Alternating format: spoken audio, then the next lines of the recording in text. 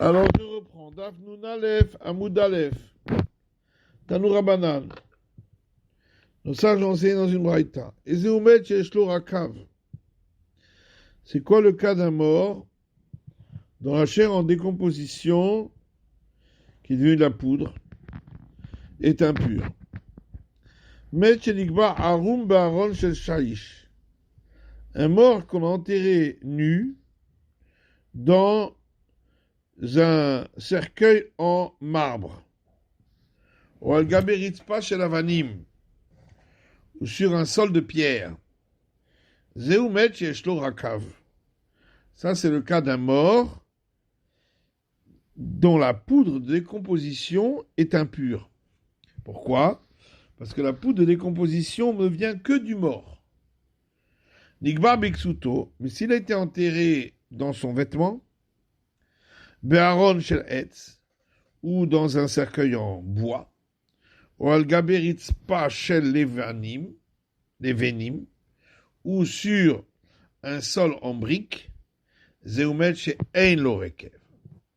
Alors ce mort-là, il n'y a pas d'impureté à la poudre de décomposition, parce que la poudre de décomposition, elle ne vient pas que du mort. Elle est mélangée avec d'autres matières qui se sont décomposées, comme le vêtement, le bois, les briques. Et donc, si c'est mélangé avec autre chose, la poudre de décomposition n'est impure que si elle est pure. Si elle est mélangée avec autre chose, elle n'est pas impure. Chez des halachal Moshe Misinaï, ça c'est pas de raison particulière. Amaroula, Oula dit, Ein rakav, et là-bas mina bassar, ou mina guidin, ou mina atzamot. Il y a l'impureté du mort en décomposition que lorsque la poudre de décomposition provient de chair, de nerfs et d'ossements. Il faut qu'il y ait les trois. Et Tivé Rava Leoula, Rava objecté à Oula, à partir d'une braïta qui dit Raka vaba mina bassar tahor. De la poudre de décomposition qui provient de chair uniquement, c'est pur. Amina itzem tamé. Je crois que si ça vient uniquement d'ossements, c'est impur. Enfin, garde les kabassar, même s'il n'y a pas de chair. La Gemara dit non. Emachi, voilà comment il faut dire. Raka vaba mina bassar tahor. La poudre de décomposition qui provient de la chair, c'est pur. Al-Sheyesh et Bassar, sauf s'il y a des os dans la chair. Alors, s'il y a des os et de la chair, c'est impur. Alors, dit Aleka qui dit, oui, mais il n'y a pas des nerfs. Or, il faut les trois. Normalement, pour un mort normal, s'il y a de la chair et des os, il y a forcément des nerfs. Ça n'existe pas qu'il n'y ait pas de nerfs, sauf on avait vu pour un fœtus, quand il est encore très précoce, au tout début. Alors là, les nerfs ne sont pas encore différenciés. Amarab Shmuel Baraba, Amarab Yochanan. Shmuel Baraba dit Rabbi Yochanan, Shne metim chez Kavran Zehimze. Deux morts qu'on a enterrés ensemble. Naasu Galgalin Zelazé. Ils deviennent une matière étrangère l'un pour l'autre. Ça veut dire qu'on avait dit que pour que ce soit impur, pour que ce soit tamé, la poudre de décomposition, il faut qu'elle soit pure. Là, elle provient des deux morts. Donc elle n'est pas pure. Et donc, puisqu'elle ne vient pas uniquement d'un mort, donc c'est tamé. Donc c'est tahor. C'est tamé que si c'est vraiment la poudre qui vient que de ce mort-là, sans aucun mélange. Là, elle est mélangée avec la poudre d'un autre mort. Et donc là, c'est pas tamé. Motiv Rav Natan objecte, à partir d'une braïta qui dit Raka, Vaba Mishne Metim, la poudre de décomposition qui provient de deux morts, tamé, c'est impur. Rava, alors Rava répond, chez Kavrou Zevnatso Zevnatsmo. On parle que chaque mort a été enterré à part, Vir Kivu, et chacun des morts s'est décomposé et a donné de la poudre. Ve'amdo al melo tarvad. Et les deux poudres ensemble, elles donnent le volume de ce qui rentre dans une cuillère rekev de poudre. Mais elles ne sont pas mélangées. Chaque poudre est séparée, mais elles sont toutes sous le même toit, et ensemble elles donnent cette mesure. Mais s'il y a un mélange des poudres, là effectivement il n'y aura pas d'impureté. Amar Rabba bar Bar Chana, Amar Rabbi Yochanan, Gazaz se'aro kvaro imo. Si on dit Rabbi Yochanan, si on a coupé les cheveux, les poils, et on a enterré le mort avec les poils qui étaient coupés déjà. Alors les poils qui sont coupés ne font pas partie du corps du mort. C'est le galgaline. Et donc ça fait que la poudre de décomposition n'est pas... elle est mélangée, elle n'est pas pure. Et donc là, il n'y a pas de touma. Comme on l'avait vu avant, s'il y a une matière étrangère, alors il n'y a pas de touma. C'est là, Natam. Il y a une Mishnah qui dit ailleurs. Quand je vais mettre tamé, tout ce qui fait partie du mort est impur. Tout le corps du mort. Donc, chutz mina shinaim, sauf les dents, ve'asear, et les poils, ve'atziporen, et les ongles. Si on a coupé les ongles d'un mort, ou si on a arraché les dents d'un mort, ou si on a coupé les cheveux d'un mort, c'est pas impur. Les cheveux, les dents, les ongles. Quand c'est coupé, mais s'ils sont attachés aux morts, c'est impur. Ben, Cheskia pose une question. C'est Aro Ahmed les Galéas. Si il avait des cheveux qui allaient être rasés, hein, mais on les a pas rasés, mais ils étaient prêts à être rasés. Est-ce que c'est considéré comme s'il les avait déjà coupés ou pas? Si pourrait en mettre les gazaises de l'ongle qui étaient prêts à être coupés. Mais qu'est-ce qu'il en est? Miabridan kol met les gazaises qui gazouz d'ami. Est-ce qu'on va dire tout ce qui est prêt à être coupé, c'est comme si c'était déjà coupé, donc c'est pur? On dit ou bien on va dire non, pour l'instant c'est encore attaché, donc c'est tamé. Alors la dit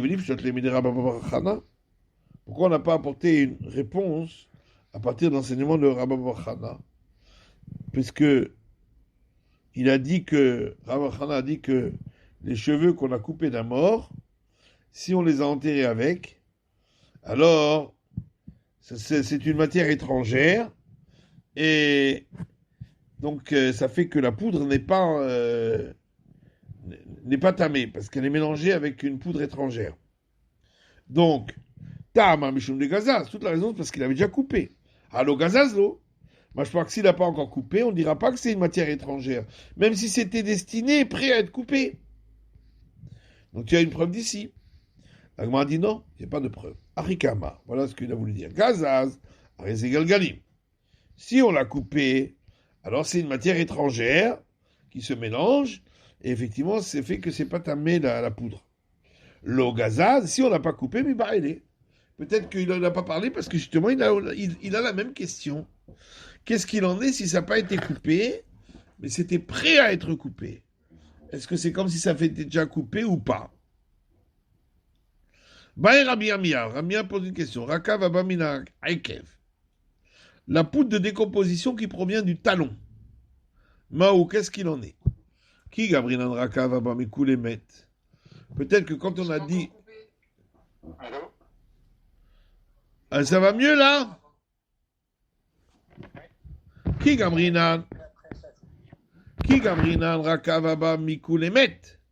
Peut-être que quand on a dit que la poudre est impure, c'est quand elle vient du mort en général, avaldeate minae kevlo. Mais si elle vient du talon, non. Pourquoi? Parce que dans le talon, il y a de la chair morte. Il y a beaucoup de chair morte.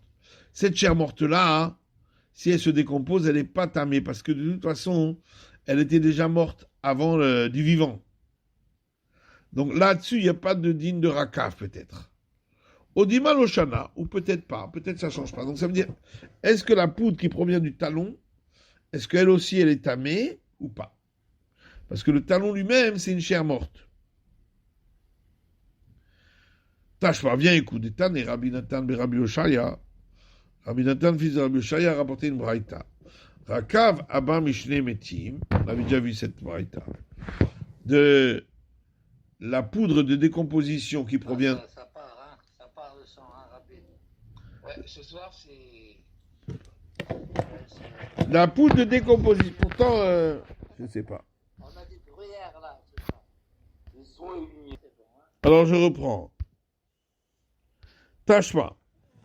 Donc la question était de savoir, est-ce que la poudre de décomposition qui provient du talon d'un mort, est-ce que là aussi c'est impur? Ou bien on dit non, étant donné que le talon du mort, il y a beaucoup de chair morte, donc cette décomposition-là n'est pas impure.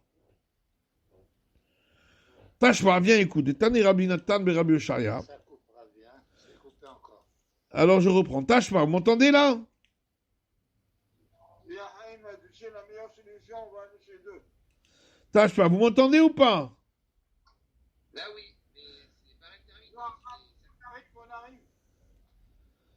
Tani Rabbi Nathan Rabbi Oshaya. Rabbi Nathan, fils de Rabbi Oshaya, a enseigné Rakav Abba Mishne Metim. La poudre de décomposition qui provient de deux morts. Tamé, on a dit que c'était Tamé. Et donc on a parlé d'un cas où les deux morts ont été enterrés, mais pas ensemble, séparément. Or, s'il reste plus que une mesure de cuillère de poudre de ces deux morts, on ne sait pas d'où ça provient maintenant. Ça peut provenir aussi du talon. Si tu dis que la poudre qui provient du talon, elle n'est pas impure,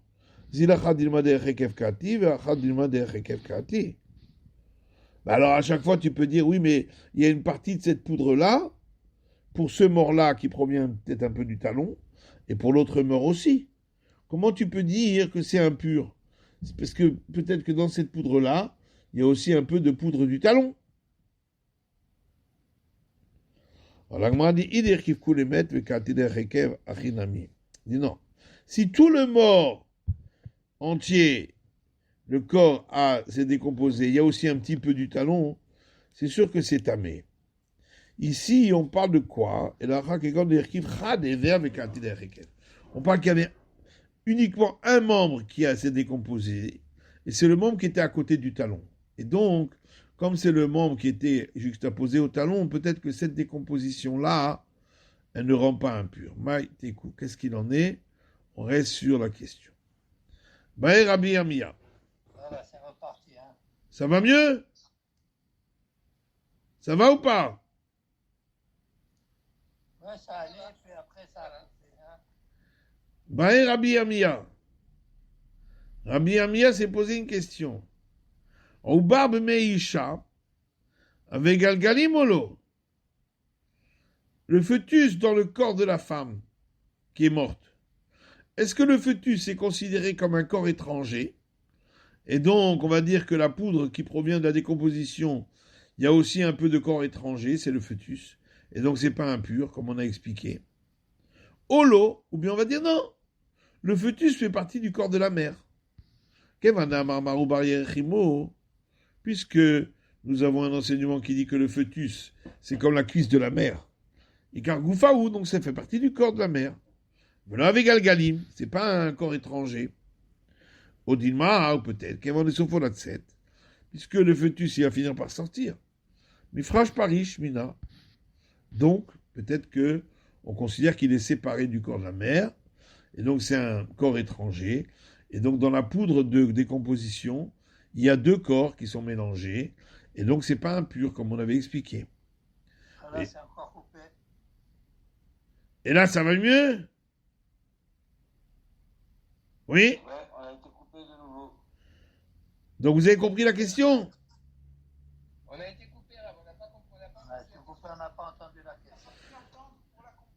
La question c'était, est-ce que le fœtus dans le corps de la mère, c'est considéré comme un corps étranger ou pas?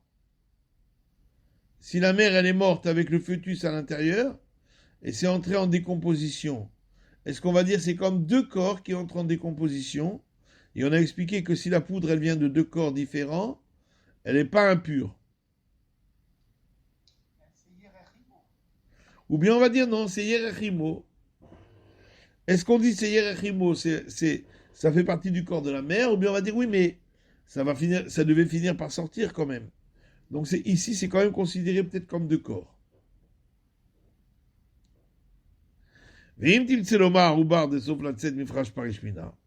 Si tu réponds que, étant donné que le fœtus va finir par sortir, donc c'est considéré comme un corps étranger, qu'est-ce qu'il en est? Il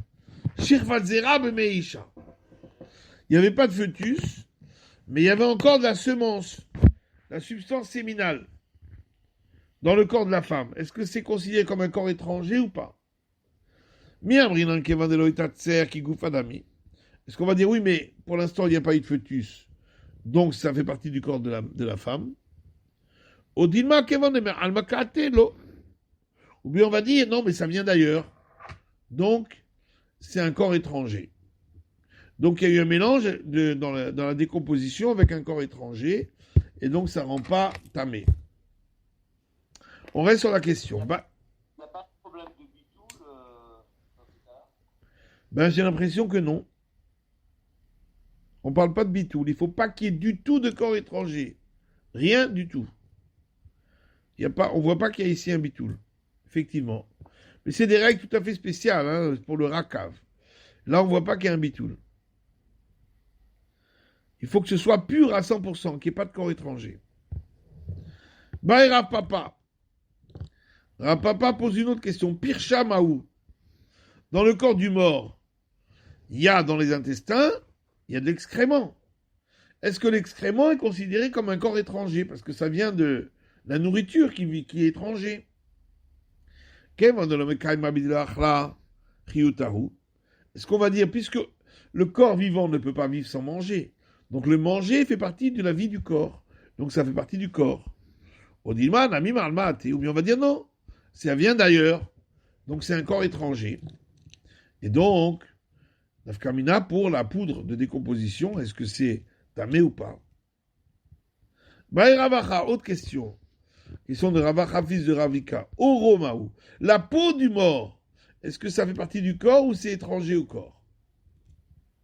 Il y en a qui disent que la peau ne rend pas tamé, Minatora. Donc, est-ce que ça fait partie du corps ou pas? Ou est-ce que c'est un corps étranger? Dans ce cas-là, la poudre, si elle est mélangée avec la poudre de la peau du mort, ce ne serait pas tamé. Baï Ravuna Barmanoar, Kicho venir Omahu. Ravuna Barmanoar demande les glaires de la gorge et du nez. C'est considéré comme un corps étranger? Rav Shmuel bar Acha le Rav Papa. Rav Shmuel bar Acha dit Rav Papa. Si on dit que tous les cas qu'on a parlé là, tous la peau, les glaires, les cheveux, ça va mieux? Ça va? Il y a parfois des coupures. C'est Amalé Rav Shmuel Baracha le Rav Papa. Il faut que ça vienne depuis Israël jusqu'en France. Au milieu, il y a des turbulences. Alors, Rav Shmuel Baracha dit à Rav Papa. Si on dit que tout ce dont on a parlé, c'est oui, un corps étranger. Les cheveux, la peau, les glaires, les excréments dans les intestins. Si on dit que tout ça, c'est des corps étrangers, Rakav de Metame, comment tu vas trouver un mort où il y a la poudre de décomposition, Comment tu vas trouver un mort où il y a de la courbe, où il y a de la poudre de décomposition qui est tamée? Il y a toujours des corps étrangers alors. Comprenez? Hein? Vous m'entendez ou vous m'entendez plus? Parce que les excréments, donc, sont considérés comme étrangers. Non, on a posé la question. L'excrément, les glaires, les cheveux, la peau.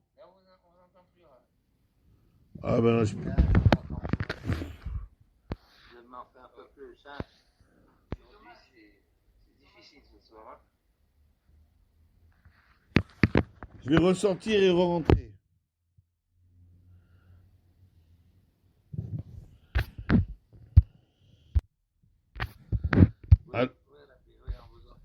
Alors, comment tu vas trouver un cas où c'est impur? Où c'est tamé? Il y a un tour des corps étrangers qui sont mélangés dans cette poudre. Elle provient aussi, alors, à ce moment-là, de décomposition de corps étrangers. Alors, la Gemara dit, les Ashkeye Medekalim. On parle d'un cas où, avant de mourir, il a bu de l'eau d'une source qui passe par un endroit appelé Dekalim, où il y a des palmiers. Et cette source-là, l'eau, c'est un laxatif puissant. Celui qui boit de cette eau-là, il n'a plus d'excréments dans les intestins. Ça lui fait un lavage d'intestin. C'est mieux que tous les... Hein? C'est comme du Coca-Cola. D'accord? Purgatif. Dans les éviers.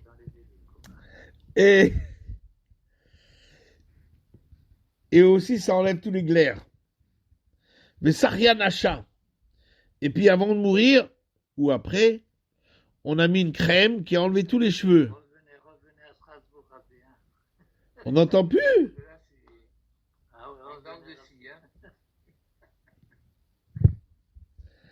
Bon. Merci de nous donner pour même en voyage. Mais ça, rien n'achat.